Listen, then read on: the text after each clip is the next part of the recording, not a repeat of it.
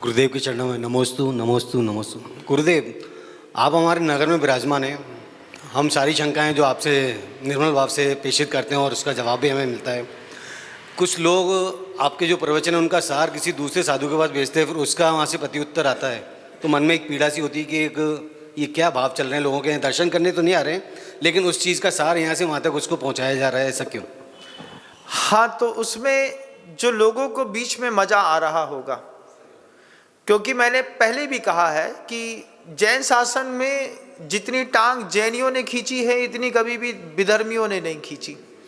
आज भी कोई भी अच्छी चीज हो रही है, अगर आप उसको मैनिपुलेट करके मिस इन्फॉर्मेशन के माध्यम से किसी मुनिराज के दिमाग का माइंड वॉश करके उनसे कुछ बुलवा रहे हैं, तो सबसे पहला अपराधी तो वो है जो गलत फीड कर रहा है।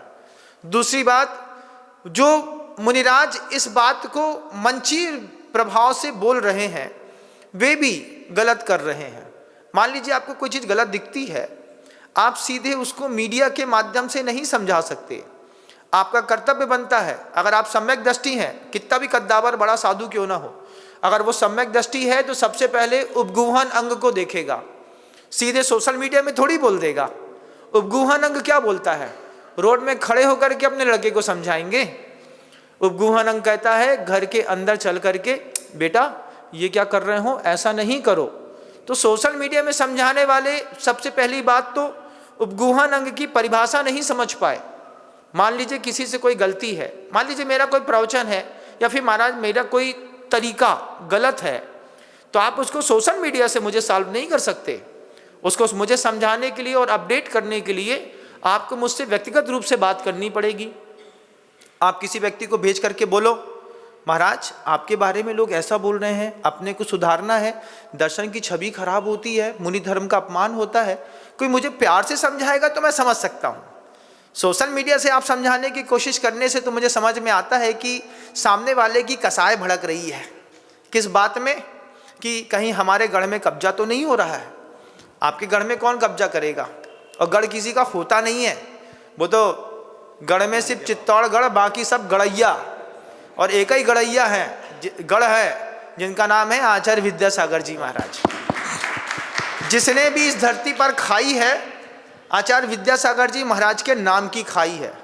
आज भी कोई आचार्य विद्यासागर जी महाराज जी का नाम हटा करके काम करके दिखाए तो हम मान जाएंगे। इस बात को ध्यान रखिएगा। जो लोग यहाँ से वहाँ मिस इन्फॉर्मेशन देते हैं, मैनिपुलेट इन्फॉर्मेशन देते हैं और किसी भी साधु का माइंड वॉश करते हैं, और वो साधु अगर सोशल मीडिया के माध्यम से किसी साधु को सुधारने की कोशिश करते हैं, तो क्या वो सम्यक दृष्टि है? इस बात में एक प्रश्न चिन्ह खड़ा होता है। क्योंकि सम्यक दृष्टि के 8 अंग हैं। उपगुहन है, स्थितिकरण है, वात्सल्य है, प्रभावना है। अगर आप बड़े हैं तो हमको व्यक्तिगत रूप से कोई इन्फॉर्मेशन भेज करके पूछ लेते। मैं तो जब भी कोई किसी की कोई बात होती है तो सबसे पहले उनसे पूछता हूँ, महाराज आपका ऐसा वीडियो आया है, इसके बारे में आपने ऐसा बोला, इससे दिक्कत हो रही है, आप बताइए मैं क्या करूं। मैं पहले उनसे पूछता हूं। उधर से जवाब नहीं मिलता है तब मुझे सोशल मीडिया में उस मीडिया के प्रति क्रॉस क्वेश्चंस करने पड़ते हैं, नहीं तो मैं कभी बोलता नहीं। लेकिन सामने वाला अगर सोशल मीडिया में समझा रहा है तो आप मुझे बताइएगा, मैं दुनिया के हर विद्वान से भी पूछूंगा, क्या सोशल मीडिया के माध्यम से कोई साधु किसी साधु को सुधार सकता है? नहीं सुधार सकता। उपगुहन और स्थितिकरण क्या होता है, एक बार मुझे उन्हीं साधुओं के माध्यम से समझाने की कोई कोशिश करेगा तब तो कोई साधु सुधर सकता है, और नहीं तो तीव्र कसाय सामने दिखाई दे रही है। क्या दिखाई दे रही है? क्योंकि आपको दिख रहा है यहाँ पर काम किस लिए हो रहा है, आपको दिख रहा है काम किसके लिए हो रहा है, क्यों हो रहा है। अगर आपको लगता है कि इतने बड़े गुरुदेव का नाम आप मिटाना चाहते हैं, हो ना पाएगा। हम अंगद के पैर हैं, किसी के हिटाने से हम हिल ना पाएंगे। इससे ज़्यादा मैं कुछ कह नहीं सकता, और मैं बहुत विनम्र भावों के साथ इस बात को कह रहा हूँ। अगर मान लीजिए किसी साधु की भी वर्किंग स्टाइल किसी दूसरे महाराज को अच्छी नहीं लग रही, तो उसको व्यक्तिगत रूप से संवाद करना पड़ेगा। सोशल मीडिया से आप किसी साधु को नहीं समझा सकते। आप क्या सोचते हैं? आपने मैनिपुलेट क्वेश्चन आंसर होते हैं, मैंने खुद देखा है। जितने भी बड़े मंच में समाधान होते हैं ना, ये बड़े मंच के समाधान पहले से प्री डिसाइडेड होते हैं। पहले से 2 आदमी खड़ा कर दिया जाता है, कमरे में उसको समझा दिया जाता है तुमको ये पूछना है। शाबक के करोड़ों रुपए चैनलों में बर्बाद कर दिए जाते हैं और अपनी वाहावाही लूट ली जाती है। मैनिपुलेट इंफॉर्मेशन, आप पहले से फिक्स्ड प्रपोज्ड क्वेश्चन आंसर करते हैं।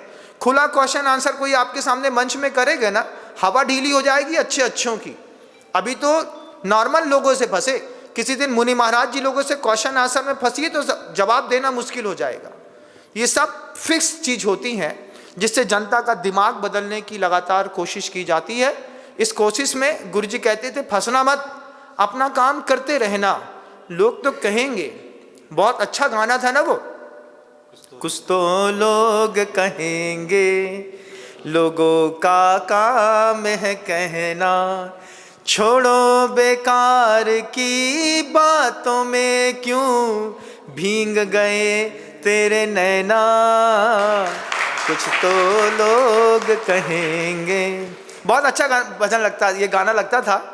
है रीत जगत की ऐसी है, हर सुबह की यहाँ शाम हुई, औरों का कहे क्या हम यारो, सीता भी यहाँ बदनाम हुई, छोड़ो बेकार की बातों में क्यों भीग गए तेरे नैना, कुछ तो लोग कहेंगे।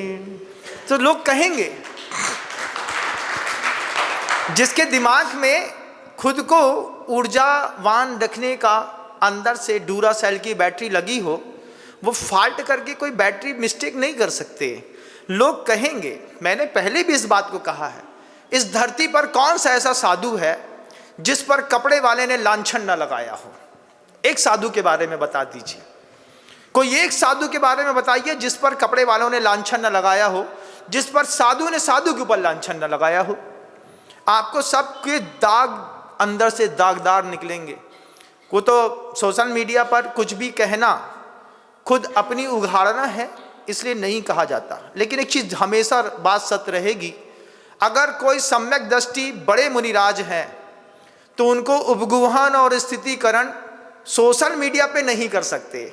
आप हमको व्यक्तिगत रूप से समझा करके तो कर सकते हैं। आप बोल सकते हैं इसमें गुरु जी का नाम खराब हो रहा है विनम सागर जी, ऐसा मत करो, तो मुझे समझ में आ सकती है वो बात। आप सोशल मीडिया में समझाते हैं।